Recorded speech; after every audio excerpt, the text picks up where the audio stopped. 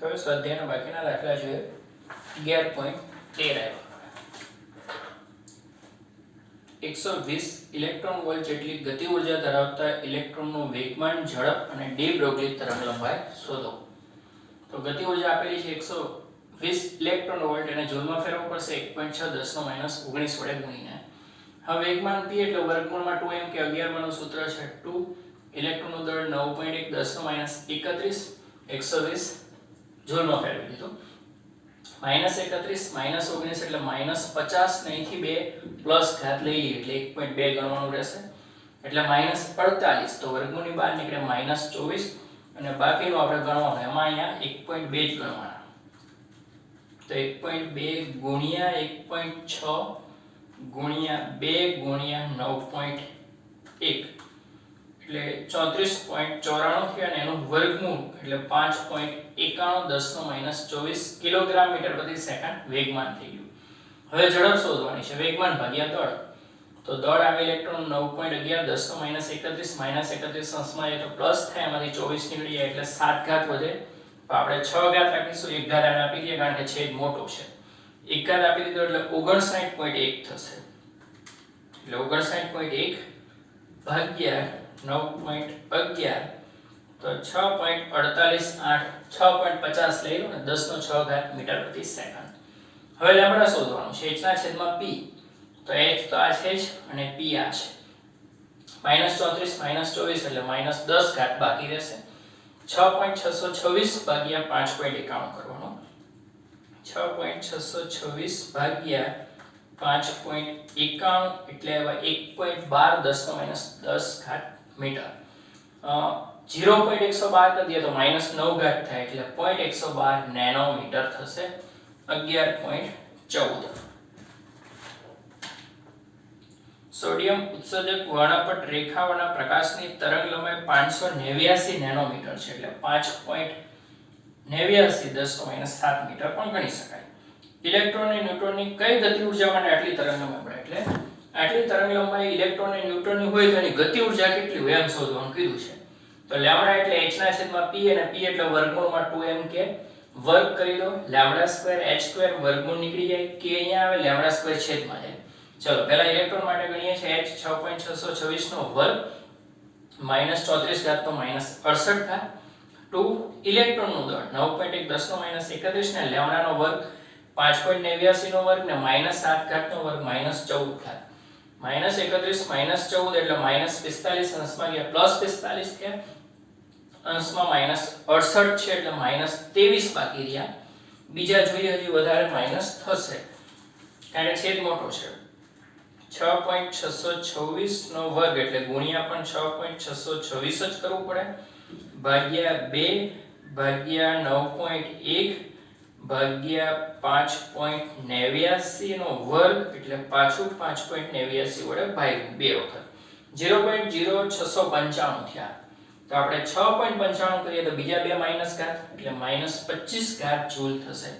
તો આટલી તરંગલંબાઈ માટે ઇલેક્ટ્રોનની ગતિ ઉર્જા આટલા જૂલ થાય.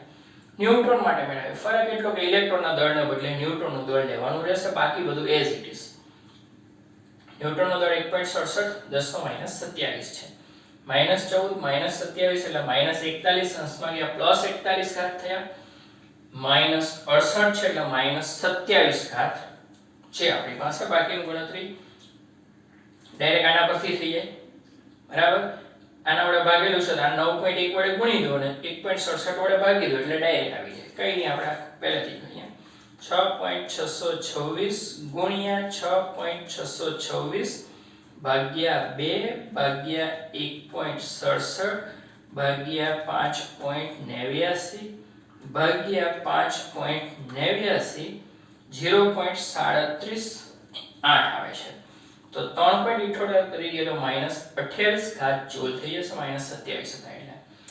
તો આટલી તરંગલંબાઈ માટે ઇલેક્ટ્રોનની ગતિ ઉર્જા આટલી હોય ને ન્યુટ્રોનની ગતિ ઉર્જા આટલી હોય. હવે 11.15 છે, એમાં ત્રણ જુદા જુદા કોણ માટે દળ આપેલા છે, વેગ આપેલા છે અને તરંગલંબાઈ શોધવાની આપણે છેલ્લે ગણીએ છીએ. 11.16 લઈ લઈએ પહેલા.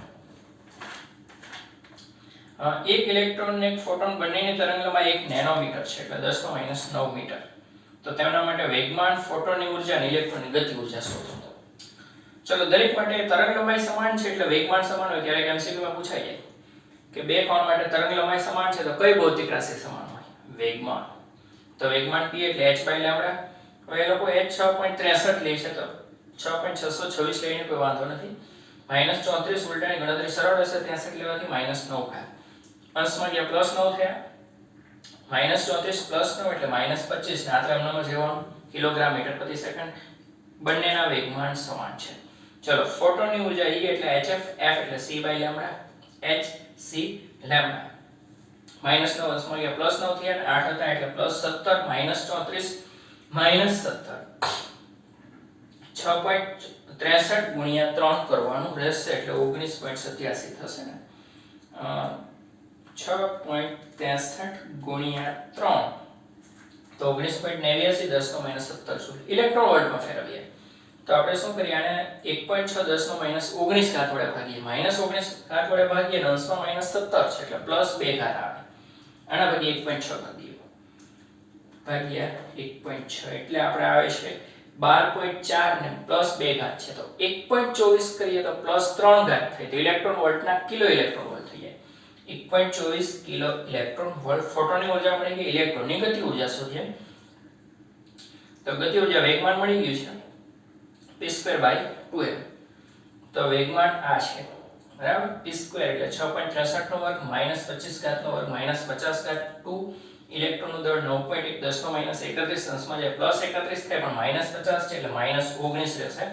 બાકીનું ગણવાનું તો 6.63 ગુણ્યા 6.63 ભાગ્યા 2 ભાગ્યા 9.1 એટલે આવ્યું 2.415 એટલે 2.42 10 નો -19 જૂલ. એને ઇલેક્ટ્રોન વોલ્ટમાં ફેરવીએ 19 ઘાત બેઠા ઉડી જશે 2.42 ભાગ્યા 1.6 કરવાનું રહેશે એટલે 1.59 એટલે 1.51 ઇલેક્ટ્રોન વોલ્ટ. અહીંયા કિલો ઇલેક્ટ્રોન વોલ્ટ છે ખાસ જો. તો આ રીતે તરંગ લંબાઈ સમાન છે એટલે બંનેના વેગમાન સમાન. ફોટોનની ઉર્જા મળી ગઈ, ઇલેક્ટ્રોનની ગતિ ઉર્જા મળી ગઈ. 11.17 એ ન્યૂટનની કેટલી ગતિ ઉર્જા માટે તેની સાથે સંકળાયેલી ડી બ્રોગલી તરંગ લંબાઈ 1.40 10 નો -10 મીટર હશે. તો તરંગ લંબાઈ આપેલી છે 1.4 10 નો -10 ને ગતિ ઉર્જા શોધવાની તો અહીંથી સૂત્ર ઉચકી લો. ગતિ ઉર્જા તરંગ લંબાઈ વાળું વાર્યું h²/2m લેમ્ડા સ્ક્વેર.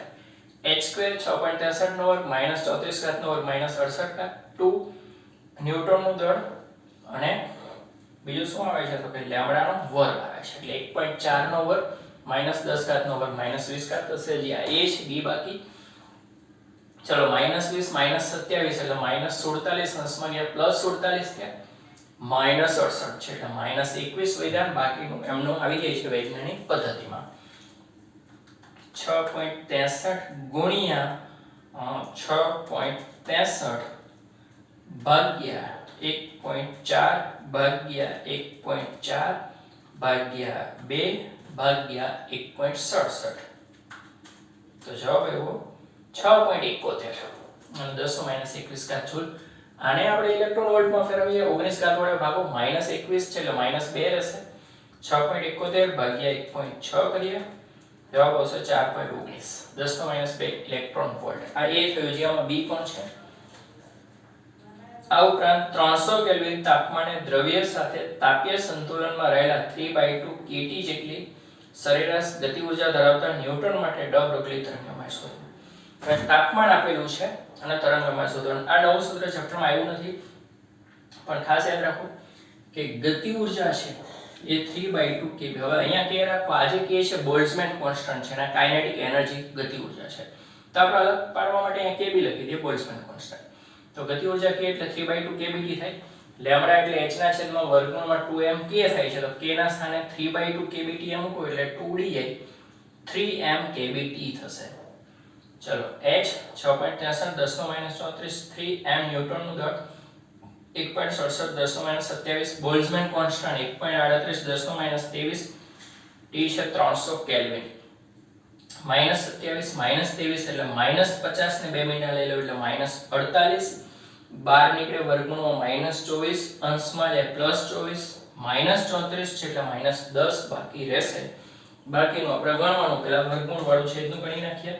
આ 3 9 ગુણ્યા 1.67 ગુણ્યા 1.38 એટલે 20.74 થી આ વર્ગમૂળ આવ્યું 4.55. આખું 4.55 આવ્યું. 6.63 ને ભાગી દઈએ. 6.63 ભાગ્યા 4.55 તો જવાબ આવ્યો 1.45. 7 ને 10 નો -10 ઘાત મીટર. નેનોમીટરનો ફેરવો હોય તો અહીંયા ફરી જાય 0.146 નેનોમીટર કહેવાય અહીંયા. બરાબર. હવે જોઈએ 11.18.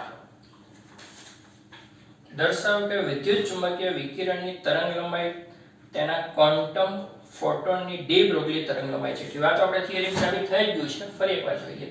ચલો, ફોટોન માટે ડી બ્રોગલી તરંગ લંબાઈ લેમ્ડા એટલે h ના છેદમાં p થાય. વિદ્યુત ચુંબકીય વિકિરણ માટે વેગમાન એટલે ઊર્જાના છેદમાં ઝડપ. ઊર્જા એટલે hf. આવૃત્તિ ભાગ્યા ઝડપ એટલે 1 ના છેદમાં લેમ્ડા એટલે કે લેમ્ડા ડેશ. લેમ્ડા ડેશ ના સૂત્રનો કરતા બનાવો શું થાય? h/p જ થાય. લેમ્ડા બી શું છે? h/p. એટલે ફોટોનની ડી બ્રોગલી તરંગ લંબાઈ કે વિદ્યુત ચુંબકીય વિકિરણની તરંગ લંબાઈ બે સેમ જ છે, h/p. ચલો 11.19. હવામાં 300 કેલ્વિન તાપમાને રહેલા નાઇટ્રોજન અણુની ડી બ્રોગલી તરંગ લંબાઈ કેટલી હશે? અણુ આ તાપમાને અણુઓની સરેરાશ વર્ગી ઝડપના વર્ગમૂળ જેટલી હોઈ શકે એમ આવ્યું તેમ ધારો. નાઇટ્રોજનના પરમાણુ દળ 14.0076 યુ છે. એટલે નાઇટ્રોજન માટે તાપમાન છે, દળ છે ને ડી બ્રોગલી તરંગ લંબાઈ શોધવાની છે. તાપમાન ને દળ મળવું એટલે આ સૂત્ર લાગુ પડશે. T 300 કેલ્વિન છે. નાઇટ્રોજનના અણુ માટે દળ એક પરમાણુ 14.0076 આપણે ખાલી સિમ્પલ 14 લઈએ છીએ, તમે જાણો છો. અણુ માટે 28 થી ગુણ્યા 2 વડે ગુણ દીધું. યુ છે એને કિલોગ્રામમાં ફેરવવા માટે 1.66 10 નો -27 વડે ગુણી દીધું. હવે લેમ્ડા એટલે h ના છેદમાં વર્ગમૂળમાં 3m kbt. h લખો 3m આનું સાદુરૂપ આપી દીધું. કેટલું આવ્યું? પહેલા તો 2 ગુણ્યા 14.0076 અને ગુણ્યા 1.66 એટલે 46.5 આવ્યું. તો આ ત્રણ ગુણાકાર 46.5 ને -27 થાય એટલે 3m બોલ્ટ્ઝમેન કોન્સ્ટન્ટ તાપમાન 300. ફરી -27 -23 એટલે -50 ને અહીંયા બે મીંડા લઈ લો +2 એટલે -48 વર્ગમૂળની બહાર નીકળે તો -24 અંશમાં જાય તો +24 -34 એટલે -10 વધ્યા. પહેલા વર્ગમૂળ વાળાનું સાદુરૂપ અહીંયા 3 એટલે 9 એક સરખું જ આવે છે. ગુણ્યા 46.5 ગુણ્યા 1.38 577 થાય એનું વર્ગમૂળ આવ્યું 24.03. h ને ભાગવાનું 6.63 ભાગ્યા 24.03 0.2759 -10 મીટર. અહીંયા હજી એક 0 આગળ મૂકી દઈએ તો -9 થઈ નેનોમીટર થઈ 0.027 નેનોમીટર થશે. દાટલા તાપમાને નાઇટ્રોજન અણુ માટે ડી બ્રોગલી તરંગ લંબાઈ ગણો. લેમ્ડા h ના છેદમાં વર્ગમૂળમાં 3m kbt. એક અણુ પરમાણુ દળ તો 2 વડે ગુણ્યા અણુનું દળ કર્યું યુ છે એને કિલોગ્રામમાં ફેરવી દીધું. પછી સૂત્ર છે આ એક વધારાનું સૂત્ર ખાસ જોવાનું. તો આ રીતે મળશે. તો હવે આપણે જો 11.15 જે બાકી રહ્યો છે લો તે 11.19 એટલે પૂરા થઈ ગયા. એટલે 11.15 આ રહ્યો. આપેલ કિસ્સાઓ માટે ડી બ્રોગલી તરંગ લંબાઈ શોધો. ત્રણ એક સરખા કિસ્સાઓ છે, મને એક તો મેં ગણી નાખ્યું છે. દરેક માટે લેમ્ડા શોધવાનું છે. ચલો, પહેલું છે એમાં શું કીધું છે? બુલેટ છે, દળ છે 0.040 કિલોગ્રામ અને ઝડપ છે 1 કિલોમીટર પ્રતિ સેકન્ડ. લેમ્ડા એટલે h ના છેદમાં mv, h 6.63 10 નો -34 m 0.04 ઝડપ કિલોમીટર પ્રતિ સેકન્ડ છે એટલે 10 નો 3 ઘાત કિલો. 3 ઘાત 10 માં ગયો માઈનસ થયો અને -34 હતા એટલે -37 થયા. તમારે 6.63 ભાગ્યા 0.04 કરવાનું. 6.63 ભાગ્યા 0.04 તો જવાબ આવશે 165.75 એટલે 1.65 લઈ લઈએ તો બીજા બે ઘાત ઓછા થઈ એટલે -37 થતા હતા ને તો -35 કરી નાખ્યા 65 ના 70 કરી નાખ્યા લોકો 1.7 10 નો -35 મીટર. હજી બે બાકી તો એ બે આપણે ગણી નાખીએ.